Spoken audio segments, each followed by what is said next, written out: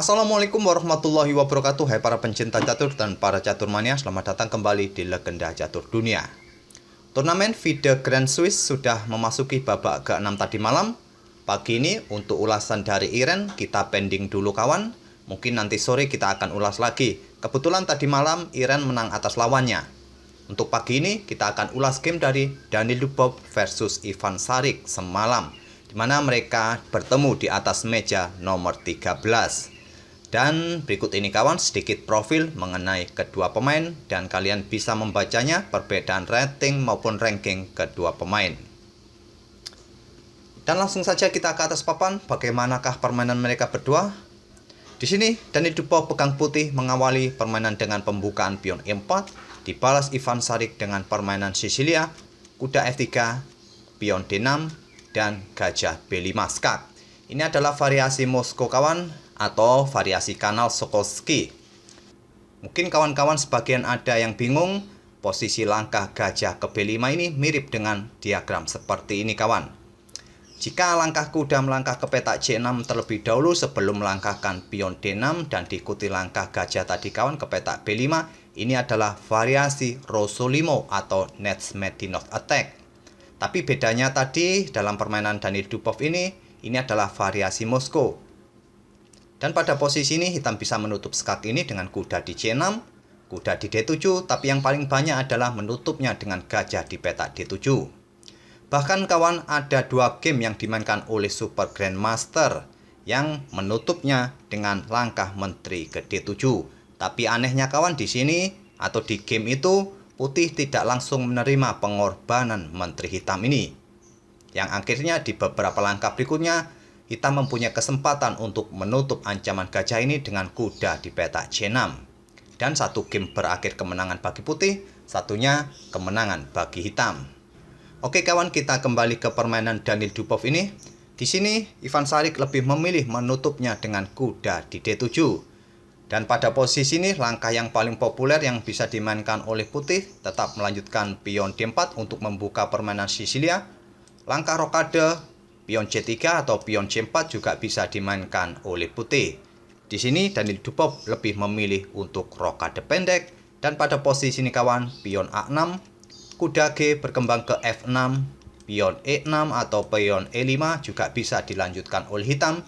Ivan Šarić memilih langkah terbaik pion A6, gajah mundur ke D3 dan kuda G berkembang ke F6, selanjutnya pion C3. Fungsinya adalah untuk mengosongkan petak bagi gajah ataupun membuka diagonal petak terang bagi pengembangan menteri di langkah berikutnya dan nanti juga memberikan dukungan bagi pion D yang bisa didorong maju ke depan. Ivan Šarić melanjutkan dengan pion B5, tujuannya jelas untuk mengancam gajah di langkah berikutnya. Inilah tadi fungsi dari pion C3 kawan, yaitu untuk menghindari serangan dari pion hitam nanti ke petak C2. Dan di sini Daniil Dubov merespon dengan pion A4. Dan Šarić melanjutkan pengembangan gajah B7, pion pukul pion B5, dipukul balik oleh pion A, Daniil Dubov menukarkan betengnya, dipukul balik oleh menteri hitam, selanjutnya Daniil Dubov mengembangkan kuda ke A3, pion B4 lanjut Ivan Šarić. Pada posisi ini kawan, bisa saja hitam melanjutkan dengan pukul pion E4 dengan gajah ataupun dengan kuda. Jika terjadi pertukaran gajah, bisa dipukul balik oleh menteri hitam. Dan di langkah berikutnya, putih mungkin ambil pion di B5 dengan kuda. Menteri hitam bisa mundur ke C6 untuk membackup peta C7-nya. Variasi ini bisa saja dilakukan oleh hitam kawan. Tapi mungkin yang tidak disukai oleh hitam atau Ivan Šarić adalah terbukanya lajur E bagi beteng putih ini. Oleh karena itulah pada posisi ini dia memilih jalur pion B4, mengancam kuda. Kuda lompat ke petak B5 dan selanjutnya menteri ke A5 untuk memberikan backup bagi petak C7-nya dari ancaman skak kuda putih ini. Ada satu game kawan sampai posisi langkah ke-11 ini di mana putih melanjutkan dengan langkah menteri ke E2. Dengan variasi menteri ke E2 ini putih kalah. Tapi Daniil Dubov memilih variasi yang lain atau langkah yang lain dengan langkah pion C pukul pion B4. Dan di langkah ke-12 ini kawan, kita temui langkah baru yang belum pernah dimainkan sebelumnya. Ivan Šarić melanjutkan pion C pukul pion B4, Danny Dubov melangkahkan gajah ke C4 meninggalkan pionnya dipukul oleh kuda hitam. Dan Danny Dubov mendorong pion D3 mengancam kuda dibalas pion D5. Sama-sama memberikan ancaman bagi perwira masing-masing. Bila putih pukul kuda dengan pion, maka pion hitam akan pukul gajah dan nantinya hitam mempunyai 2 pion mayoritas melawan 1 pion putih. Dan juga kuda yang ada di peta B5 ini kawan dalam ancaman menteri hitam. Di sini Danny Dubov melanjutkan pengembangan gajahnya ke F4 untuk memberikan dukungan bagi kuda untuk melakukan skak dengan melakukan pengorbanan gajahnya. Dibalas oleh Ivan Sarik dengan pion E5. Menutup diagonal juga membuka diagonal bagi pengembangan gajahnya. Jika pada posisi ini kawan, hitam memilih pukul gajah terlebih dahulu dengan pion, maka ini akan memberikan kesempatan tempo bagi kuda melakukan skak. Setelah raja bergeser, pion bisa pukul kuda dan coba lihat tekanan kuat dari putih di lajur D bagi raja hitam ini. Oleh karena itulah pada posisi ini Ivan Sarik memilih langkah pion E5 terlebih dahulu. Untuk menutup diagonal peta gelap dari gajah putih juga membuka diagonal bagi gajahnya untuk berkembang dan tentu saja persiapan rokade di 2 langkah berikutnya. Dan sepertinya salah satu perwira Danny Dubov ini akan tewas kawan. Danny Dubov memilih langkah kuda pukul pion E5 terlebih dahulu, dijawab dengan langkah pion D pukul gajah di C4. Selanjutnya pion pukul pion oleh Danny Dubov, tidak melanjutkan pukulan terhadap kuda hitam karena juga kudanya dalam ancaman menteri hitam ini kawan. Di sini tadi Danny Dubov lebih memilih untuk pukul pion C4 agar tetap bisa melindungi kudanya yang mempunyai potensi untuk menyerang raja hitam nanti. Dan tentu saja kawan untuk membuka lajur D bagi menteri untuk melakukan eksekusi atau ancaman skakmat dengan pukul kuda di D7. Sebetulnya langkah ini kurang direkomendasikan oleh engine kawan, bahkan langkah ini terbilang langkah blunder. Pada posisi ini tadi ada baiknya putih memainkan langkah menteri ke H5 terlebih dahulu untuk memberikan ancaman skak di peta F7 ini dengan pukul pion. Apabila respon hitam memainkan pion G6 kawan, selanjutnya adalah kuda bisa pukul pion C4. Sama-sama memberikan ancaman bagi menteri masing-masing, juga membuka akses bagi menteri melindungi kuda di peta B5 ini. Atau pada posisi ini jika respon hitam bermain dengan langkah menteri pukul kuda terlebih dahulu, maka menteri putih bisa pukul pion F7 skak, raja bergeser, dan pion D pukul kuda di peta E4.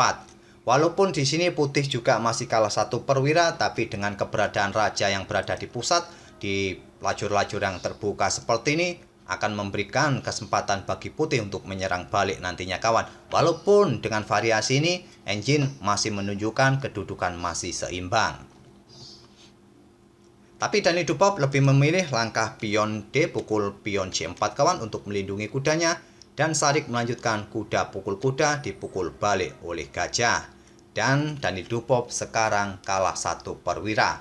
Kompensasinya hanya 1 pion bebas kawan di lajur C ini. Dan Danny Dubov sedikit menahan posisi raja berada di pusat di lajur terbuka, nanti bisa diisi oleh beteng di lajur E ini untuk memberikan tekanan di lajur E di langkah berikutnya. Tapi sayangnya di langkah berikutnya ini respon dari hitam atau Ivan Sarik kurang bagus kawan, memainkan gajahnya ke peta C5. Bagusnya memainkan pion F6 kawan untuk membuka ruang bagi raja, juga dengan tempo mengancam gajah peta gelap putih ini.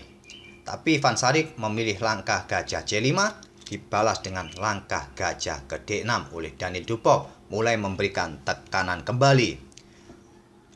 Langkah gajah ini menantang pertukaran gajah ataupun menantang pertukaran kuda kawan, juga menghalangi raja hitam untuk melakukan rokade pendek. Dan ini memaksa salah satu kuda ataupun gajah bisa pukul gajah putih ini.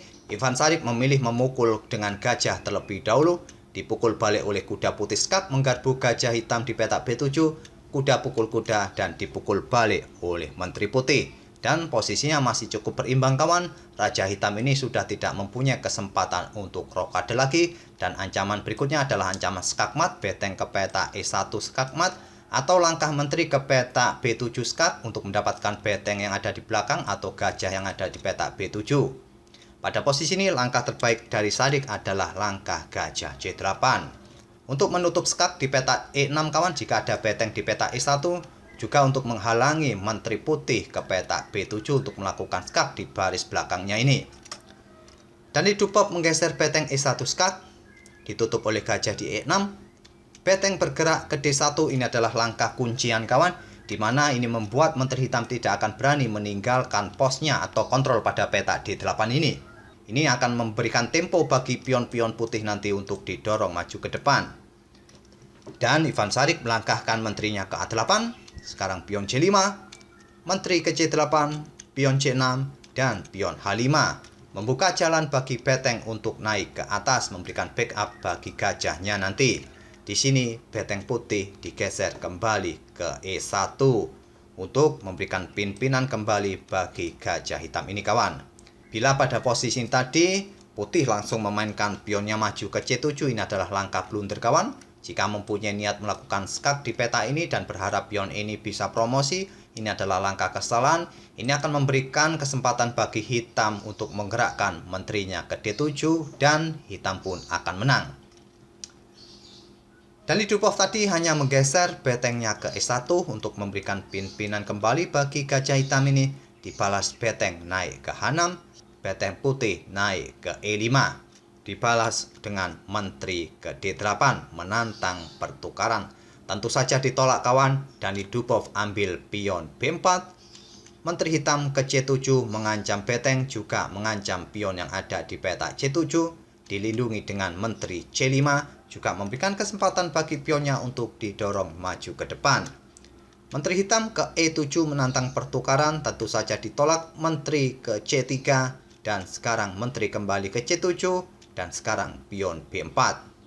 Dan Ivan Šarić melangkahkan rajanya ke E7 dibalas dengan langkah pion B5. Beteng turun ke H8, menteri putih ke G3, memberikan ancaman bagi pion yang ada di petak G7, juga memberikan ancaman discover check untuk mendapatkan menteri hitam. Sebetulnya langkah ini kurang direkomendasikan oleh engine kawan. Engine lebih memilih tadi sebelum melangkahkan menteri ke petak G3 ini, beteng putih lebih baik diturunkan ke petak E1, tapi Danil Dubov memilih langkah menteri ke G3, dan Ivan Šarić merespon dengan langkah beteng bergeser ke D8, memberikan ancaman skak mat kawan di D1, direspon dengan pion H4 untuk bergerak ke petak H2 bila ada ancaman beteng D1. Di sini Ivan Šarić melangkahkan raja ke F8 untuk menghindari discover attack dari menteri putih ini. Tapi langkah raja ke petak F8 ini adalah langkah blunder dari hitam. Langkah terbaik adalah melangkahkan beteng D1 terlebih dahulu. Setelah raja bergeser, menteri hitam bisa bergerak ke D6 dan posisinya masih cukup berimbang dan aman-aman saja bagi raja hitam. Tapi di sini Ivan Šarić memilih langkah raja ke F8. Dan seperti biasa, silakan pause video ini untuk beberapa detik dan coba temukan langkah terbaik bagi putih di langkah berikutnya yang merupakan langkah kemenangan dari Danil Dubov. Apakah sudah ketemu kawan langkah terbaik putih pada posisi ini? Apakah mendorong pionnya maju ke depan untuk segera promosi? Bukan ini kawan. Langkah terbaik adalah beteng pukul gajah. Ini adalah langkah terbaik, langkah brilian yang dimainkan oleh Danil Dubov. Membuat langkah pengorbanan pertukaran perwira di saat dia kalah 1 perwira. Juga membuka tantangan pertukaran menteri. Diterima oleh Ivan Šarić, menteri pukul menteri, dipukul balik oleh pion F, pion pukul beteng. Di sini kawan, Danil Dubov kalah 1 perwira, tapi dia menang tempo untuk mendorong pionnya maju segera promosi. Pion C7 mengancam beteng, dan bila beteng bergerak ke peta C8, pion B6 lanjut putih, dan salah satu pion ini nanti bisa promosi. Di sini Ivan Šarić memilih menggeser rajanya ke E7, dan bila putih memainkan pion B6 adalah langkah kesalahan kawan, karena beteng hitam akan bergerak ke D1 skak. Setelah raja bergerak, raja hitam bisa mendekati pion-pion putih dan 2 pion ini sudah tidak mempunyai kesempatan untuk promosi lagi.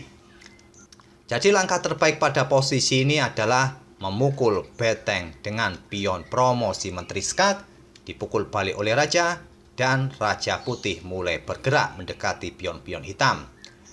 Seperti yang kalian lihat, posisi pion ini berpotensi untuk promosi 3 petak lagi kawan. Mau tidak mau Raja Hitam akan mendekati.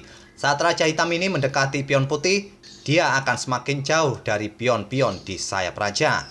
Raja Hitam ke C7, Raja Putih E3, Raja Hitam B6, Raja Putih D4, dan Raja Pukul pion B5, Raja Putih ke E7. Di sini di langkah ke-42, Ivan Šarić menyerah.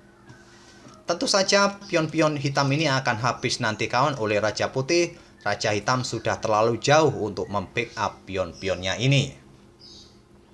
Dan dengan kemenangan ini, posisi Daniel Dupop sekarang sampai babak ke-6 berada di posisi ke-20, selisih setengah poin dengan peringkat teratas.